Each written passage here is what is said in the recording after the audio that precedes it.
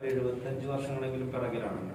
അപ്പോൾ ആ സമയത്ത് ഇപ്പോൾ പാൻറ് ഇടാൻ നടക്കുന്ന ആളുകൾ മലയാളത്തിന്റെ അക്ഷരലിപി തന്നെ വേറെ രീതിയിൽ, അല്ലെങ്കിൽ വാക്കുകൾ വേറെ രീതിയിൽ. ഇപ്പം മാത്രമല്ല ഇതിനകത്ത് ഒരു ഗുരുവും കൂടിയാണ്, ഒരു മാസ്റ്ററും കൂടിയാണല്ലോ. അപ്പം നമുക്കറിയാത്തൊരു കാലഘട്ടത്തിന് വേണ്ടി ഇപ്പോൾ ഓത് ബാക്കപ്പ് ഒക്കെ നന്നായിട്ട് എടുത്ത ആക്ടറുണ്ട്. ശ്രീ മമ്മൂട്ടിയൊക്കെ അതിന്റെ എക്സാമ്പിൾ ആണ്. അദ്ദേഹം ഈ പടക്കം വീരകഥ ചെയ്യുമ്പോൾ ആ ഡയലോഗ്സ് MT സാറിനെ കൊണ്ട് തന്നെ നറേറ്റ് ചെയ്യിപ്പിച്ച് CD-യിലാക്കി കാറിൽ പ്ലേ ചെയ്തുകൊണ്ടാണ് അദ്ദേഹം ഇത്രയും ഗംഭീര ഡയലോഗുകൾ പറയുന്നത്. അപ്പോൾ ഇതൊരു ഇന്റേണൽ പ്രോസസ്സ് ഉണ്ടല്ലോ, അത് എത്രമാത്രം അക്കാഡമിക്കായിട്ട് സമീപിക്കാൻ പറ്റുന്നത്? ഇതില് ഈ സിനിമയുടെ പൂർണ്ണമായിട്ടും ഞാൻ എല്ലാ സിനിമകളും അങ്ങനെ തന്നെ ചെയ്യാറ്. ഭയങ്കരമായിട്ട് ഡയറക്ടറിനെയും റൈറ്ററിലേക്ക് ഡിപ്പെൻഡ് ചെയ്യുന്ന ഒരാളാണ്. നമ്മൾ വീട്ടിൽ നിന്ന് പ്രിപ്പയർ ചെയ്ത് വന്നിട്ട് അത് തന്നെ ആവണം ഇവരുടെ മനസ്സിൽ എന്നില്ലല്ലോ. അപ്പം നമ്മുടെ പ്രിപ്പറേഷന് ഇവരുടെ സഹായം ഭയങ്കരമായിട്ട് ആവശ്യമുണ്ട്. സ്ക്രിപ്റ്റ് എഴുതുന്ന സമയത്ത് തന്നെ അത്യാവശ്യം നല്ല റിസർച്ച് ചെയ്തിട്ട് തന്നെയാണ് സുരേഷ് ചെയ്തിട്ടുള്ളത്. പിന്നെ 1950-60 നടക്കുന്നു എന്ന് പറയുന്നുണ്ടെങ്കിലും ഈ സിനിമ ഇറങ്ങുന്നത് 2026 കാരണം പലതും നമ്മൾ അതേപോലെ തന്നെ ഫോളോ ചെയ്ത് കഴിഞ്ഞാൽ കാണുമ്പോൾ അത് കല്ലുകടി ഉണ്ടാവും. പ്രത്യേകിച്ച് ഈ സമയത്ത് ആളുകൾ അതല്ല പ്രതീക്ഷിക്കുന്നത്. അപ്പം ഇപ്പോഴത്തെ ആൾക്കാർക്കും അപ്പീലിംഗ് ആവുന്ന, എന്നാൽ ഇപ്പോഴത്തെ കാലത്ത് പല വാക്കുകളും നമുക്ക് ഉപയോഗിക്കാൻ പറ്റില്ല. അപ്പോൾ അങ്ങനെ ഡയലോഗ് വരുമ്പോൾ എന്തെങ്കിലും സംശയം തോന്നിയാൽ തന്നെ ഉടനെ തന്നെ സുരേഷിന്റെ അടുത്താണ് കാര്യം. കൂട്ടത്തിൽ പ്രായമുള്ള ആളുകൾ എഴുതാറുള്ളത് ഇങ്ങനെ പഴയ വാക്കുകളെ പറ്റി ഞങ്ങളെക്കാൾ അദ്ദേഹത്തിന് ഉണ്ടാവും എന്നുള്ളതുകൊണ്ടും മാത്രമല്ല പുള്ളി നല്ല വായനയും റിസർച്ചും ഒക്കെ ചെയ്തിട്ടുള്ള ആളാണ് എന്നുള്ളത് കൊണ്ടും അങ്ങനെയുള്ള വാക്കുകൾ പരമാവധി വരാതിരിക്കാനായിട്ട് നമ്മൾ ശ്രമിച്ചിട്ടുണ്ട്. എന്നാൽ നമ്മൾ ഈ 50s തന്നെ സംസാര രീതി നമ്മൾ ഇതിൽ ഉപയോഗിക്കാൻ ശ്രമിച്ചാൽ എന്തുണ്ടാവുമെന്ന് വെച്ചാൽ നമുക്ക് ഈ 75 വർഷത്തിന്റെ മാറ്റം എന്ന് പറയുന്നത് അതിഭയങ്കരമായിട്ടുള്ള മാറ്റമാണ്.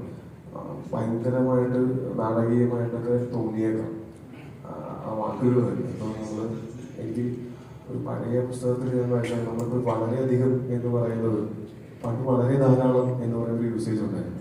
അപ്പോൾ ആ യൂസേജ് ഇപ്പോൾ വരുന്ന സമയത്ത് ചിലപ്പോൾ പെട്ടെന്ന് അപ്പോൾ ഇപ്പോഴത്തെ ആൾക്കാർക്ക് അപ്പീലിംഗ് ആവുന്ന, എന്നാൽ ഇപ്പോഴത്തെ ആളുകൾ സംസാരിക്കുന്ന പോലെ അല്ലാതെ അപ്പോഴത്തെ ആളുകൾ സംസാരിക്കുന്നത് എന്ന് എല്ലാവർക്കും ഫീൽ ചെയ്യാവുന്ന രീതിയിൽ ചെയ്യുക എന്നത് മാത്രമേ നമുക്ക് ചെയ്യാൻ പറ്റുള്ളൂ. അപ്പോൾ അങ്ങനെയുള്ള ഒരു എഫേർട്ട് തീർച്ചയായിട്ടും ഇവരുടെ ഭാഗത്ത് ഓൾറെഡി ഉണ്ടായിട്ടുണ്ട്. സിനിമ ഷൂട്ടിംഗ് സമയത്തും ത്രൂഔട്ട് എന്തെങ്കിലും ഡയലോഗിൽ മാറ്റം വന്നാലും അപ്പോഴും നമ്മൾ അതിനകത്തുള്ള ഓരോ വാക്കും പുതിയ വാക്കുകൾ ആവാതിരിക്കാനായിട്ട് ശ്രമിച്ചിട്ടുണ്ട്. പിന്നെ ഞാൻ പറഞ്ഞതുപോലെ സിനിമയുടെ ഷൂട്ടിനെ തുടങ്ങുന്നതിന് ഒരു 2-3 ദിവസം 3 ദിവസം മുമ്പ് തന്നെ ഞാൻ അവിടെ തൊടുപുഴയിൽ ചെന്നു. ഞാനവിടെ ഒരു വീട് എടുത്തിട്ടാണ് ഞാനിപ്പോൾ താമസിക്കുന്നത്. എൻ്റെ കൂടെയുള്ള സ്റ്റാഫും എല്ലാവരും ഒരുമിച്ചാണ് താമസിക്കുന്നത്, ബോയ്സ് ഹോസ്റ്റൽ പോലെ. അപ്പോൾ ആ ബോയ്സ് ഹോസ്റ്റലിലേക്ക് എല്ലാ ദിവസവും വൈകുന്നേരം ടീച്ചറും വരും. എന്നിട്ട് ഞങ്ങളിങ്ങനെ സ്ക്രിപ്റ്റ് വായിച്ചിരുന്നു. അപ്പോൾ എനിക്കും ഡിജോയിൽ നിന്ന് വേണം ഒരു ക്ലാരിറ്റി കിട്ടാനായിട്ട്. എങ്ങനെയാണ് ഡിജോ ഞാനിത് പ്ലേ ചെയ്യണമെന്ന് ആഗ്രഹിക്കുന്നത്, ഞാൻ എങ്ങനെയാണ് ചെയ്യാൻ പോകുന്നത് എന്ന് പറയുന്നതിനേക്കാൾ എന്താണ് ഡിജോയ്ക്ക് വേണ്ടതെന്ന് ചോദിച്ച് മനസ്സിലാക്കി ഞാൻ രണ്ടുപേരും മാത്രമുള്ളൊരു സ്പേസ് ആയതായത് കൊണ്ട് എനിക്ക് അഭിനയിച്ച് കാണിക്കാം. അങ്ങനെ ഞങ്ങൾക്ക് മുന്നേ നിലത്തൊക്കെ ഇരുന്നിട്ടാണ് നമ്മൾ, അല്ലാതെ നമ്മൾ മൊത്തം ഈ സിനിമയുടെ സെറ്റപ്പിൽ അഭിനയിക്കുന്നതല്ല പറയുന്നത്. ഇരുന്ന ഡയലോഗിന്റെ മോഡുലേഷനും ഒക്കെ ഞങ്ങൾ ചർച്ച ചെയ്ത് അത് വേണ്ട ഇത് മതി എന്നോട് പറഞ്ഞ് തീരുമാനിച്ചിട്ടാണ് നമ്മൾ ഇപ്പോൾ ഉള്ള ഒരു ഇതിലേക്ക് വന്നിരിക്കുന്നത്.